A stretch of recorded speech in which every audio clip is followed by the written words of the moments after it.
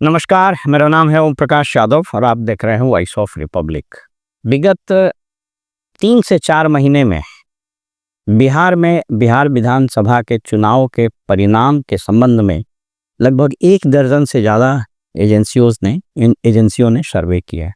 समय समय पर इन सर्वेस को टीवी चैनलों पर दिखाया जाता रहा है। हाल के जो सर्वेक्षण हुए IANS और मैट्रिस के द्वारा, उस सर्वेक्षण में स्पष्ट रूप से एनडीए को बताया गया कि लगभग 160 के आसपास इनको सीटें आएंगी।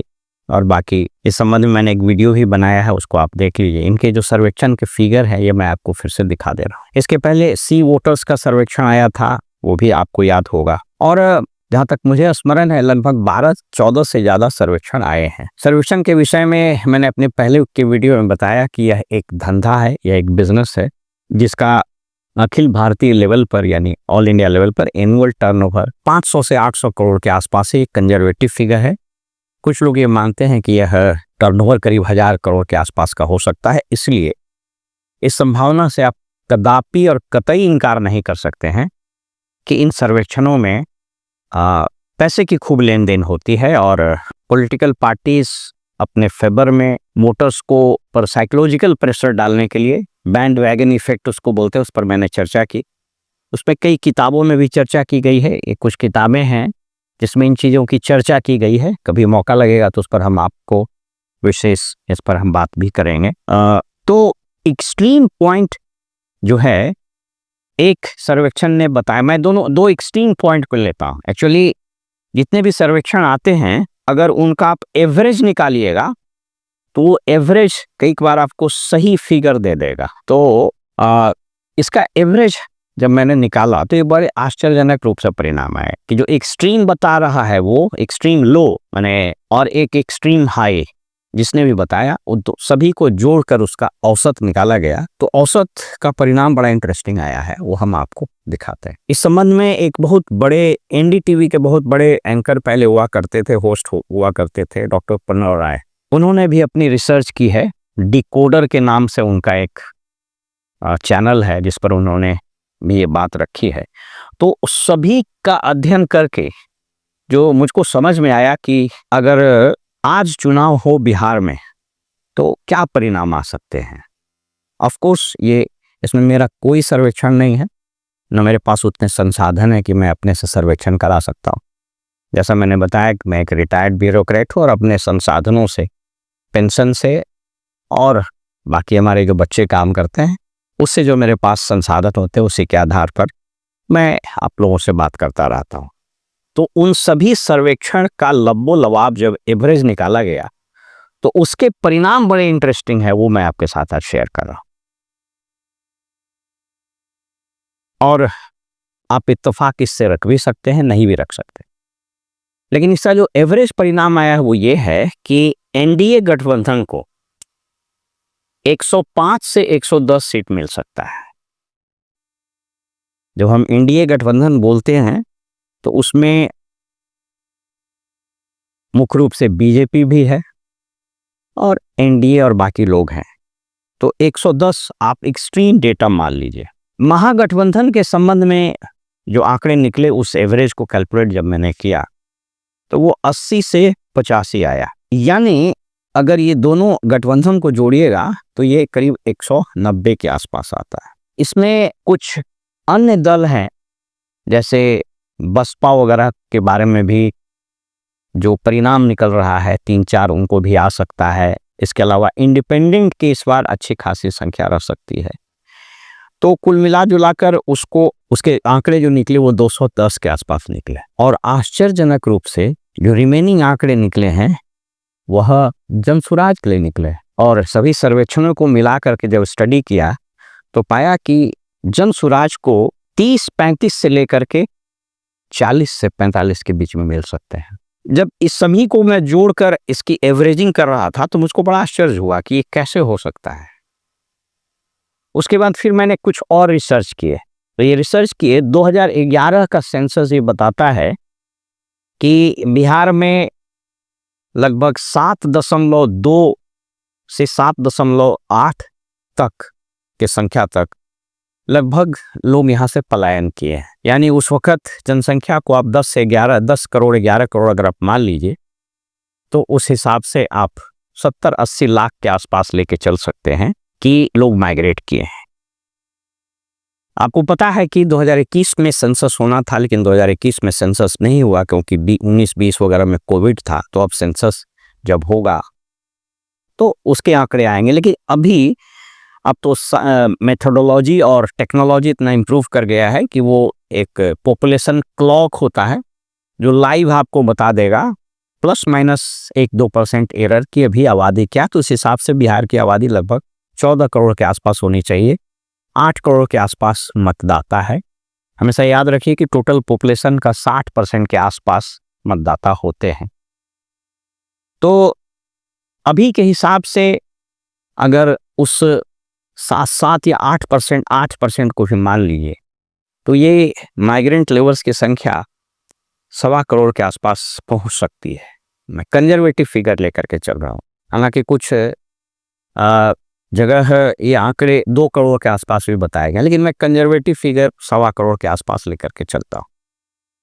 इस 1.25 करोड़ में अगर 1 करोड़ लोग भी बिहार लौट गए, जो कि रेलवे का अपना ही आंकड़ा था आज से करीब 5-6 दिन पहले कि 30 से 35 लाख लोग वापस आ चुके थे। तो उम्मीद ये की जा रही है कि छठ तक यह संख्या 1.25 करोड़ या उससे ज़्यादा भी हो सकते हैं। 1.5 करोड़, कुछ कहीं कहीं 1.5 करोड़ बताया जाए, तो मान लीजिए 1.25 करोड़। इस बात से आप इनकार नहीं कीजिएगा कि जो माइग्रेंट लेबर्स आ रहे हैं उसकी बहुत बड़ी परसेंटेज का वोट जनसुराज को जाने वाला है, और उसके अपने कारण भी हैं। आप इससे भी इनकार नहीं कीजिएगा कि जनसुराज ने इस इलेक्शन में वैसे नैरेटिव्स जो कभी नैरेटिव बने ही नहीं, उसको नैरेटिव में गढ़ दिया। जैसे पलायन कभी मुद्दा नहीं था इस राज्य का, शिक्षा कभी मुद्दा नहीं था, रोजगार भी कभी मुद्दा नहीं था। हालांकि 24 के चुनाव में तेजस्वी ने नौकरी को एक मुद्दा बनाया, तो एक मुद्दे के रूप में डेवलप किया, लेकिन वो नौकरी को मुद्दा बनाया। जनसुराज का मुद्दा रोजगार है, ये कैसे बच्चे अपने पैर पर खड़े हो सकते हैं और हम पलायन को कैसे बंद कर सकते हैं। एजुकेशन के लिए उन्होंने बाकायदा रोड मैप जारी किया है कि कैसे 10 साल में वो हर प्रखंड में कैसा विद्यालय बना सकते हैं, और जब तक वैसा विद्यालय नहीं बनेगा तब तक उस इलाके के जो प्राइवेट स्कूल्स हैं उसमें हम बच्चों की पढ़ाई कर सकते हैं। और बड़ा वायबल लगता है, क्योंकि 60,000 करोड़ का बजट है बिहार सरकार का, अगले साल कुछ और बढ़ेगा। तो अगर विल पावर हो तो किया जा सकता है। तो अभी हम इसी पर केंद्रित रखते हैं कि जो 1.25 करोड़ का वोट आया, उसमें मान लीजिए कि 80-85% वोट भी कन्वर्ट हो गया। मान लीजिए कि 70 लोग अपेक्षा कर रहे हैं, और यहीं पर हम आपको बताते चले कि हुआ ये, मेरे जो स्रोत हैं वो ये बता रहे हैं कि शुरुआती दौर में भारतीय जनता पार्टी और जदयू यानी एनडीए ने अरेंजमेंट करने की सोची कि साहब ये कोशिश ये किया जाए कि एन केन प्रकरण जितने माइग्रेंट वर्कर्स हैं उन सबको ले आया जाए ताकि वोटिंग की परसेंटेज बढ़े। लेकिन धीरे धीरे जब चुनाव की प्रक्रिया शुरू हुई और ट्रेंड्स आने लगे, टिकट्स बंटवारे होने लगे, तो एनडीए के नेताओं को लगा कि यह जो तबका है यह उसके अगेंस्ट वोटिंग कर सकता है, तो फिर इसको डिस्करेज किया जाने लगा, जो मेरी सूचना है। तो बहरहाल अगर ये 1.25 करोड़ में मान लीजिए कि 90 लाख के आसपास भी वोटिंग हो जाए, और यह मान लें कि 70-80%, 85% ही वोटिंग हो, तो कहीं ये 65 से 70 लाख के आसपास वोट अगर जनसुराज को पड़ जाता है, तो इनका वोटिंग परसेंटेज जो पिछले बाई इलेक्शन में 10% था, यह बढ़ करके 15, 16, 17%, 18% तक भी जा सकता है। और आप याद रखिए कि 2020 के चुनाव में जदयू को क्या परसेंटेज मिला था, वो हम आपको एक स्क्रीन पर दिखा दे रहे हैं, और उनको सीटें 42 या 43 मिली थी। तो जितना परसेंटेज वोट जदयू को 2025 के चुनाव में मिला था, कैलकुलेशन ये बताना शुरू कर दिया कि लगभग उतना ही वोट जनसुराज को मिलेगा, यानी जनसुराज की सीट करीब 40 से 45 के बीच हो सकती है। अब अगर ऐसा हुआ तो मैंने अपने बहुत पहले के वीडियो में बताया था कि कहीं ऐसा न हो कि 2025 का चुनाव 2005 वाले जनवरी फरवरी के चुनाव की ओर न बढ़ जाए, क्योंकि 2005 का जनवरी फरवरी का जो चुनाव था उसमें हंग असेंबली हो गया था। रामविलास पासवान जी के पास 29 सीटें आ गई थी और वो झोपड़ी या वो उनका चुनाव चिन्ह था, उसका चाबी लेकर वो घूमने लगे और सरकार नहीं बनी। मेरी पुरानी कुछ नेताओं से बात हुई उस वक्त कि क्या हालात थे, तो लोगों ने बताया कि उस वक्त सोनिया गांधी अपने पूरे चरण पर थी, उन्हीं की तूती बोलती थी। तो लालू जी से उनकी बात हुई तो सोनिया जी ने समझाया कि ऐसा है कि इन लोगों को सरकार बनाने दीजिए, ये सरकार अपने अंतर्द्वंद से गिर जाएगी और उसके बाद फिर हम लोग प्रयास करेंगे। लेकिन लालू जी का उस वक्त बहुत पावर था, he was one of the most powerful person in the UPA government, UPA 1। तो उन्होंने प्रिवेल करके वहाँ राष्ट्रपति शासन लगा दिया और उसके बाद फिर नवंबर में चुनाव हुए 2005 में और आरजेडी का सफाया हो गया। तो वो इतिहास कहीं दोहरा दे इस संभावना से भी इनकार नहीं कर सकते हैं, लेकिन ये सभी अटकलें हैं, ये सभी आंकड़े हैं।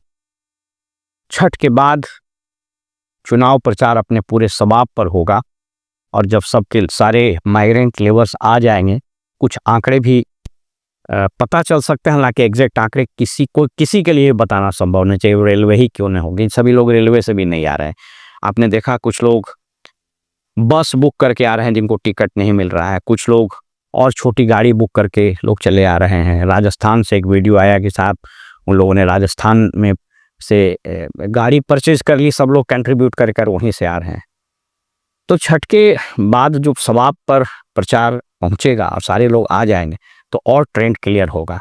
लेकिन अभी स्थिति इन सभी सर्वेक्षण के विश्लेषण, उन आंकड़ों को जोड़कर उनका एवरेजिंग करने से यही आ रहा है कि बिहार में 2025 का चुनाव संभवतः एक हंग असेंबली यानी त्रिशंकु विधानसभा की ओर जा रहा है। फिलहाल में इजाजत दीजिए और आप देखते रहिए वॉइस ऑफ रिपब्लिक। नमस्कार।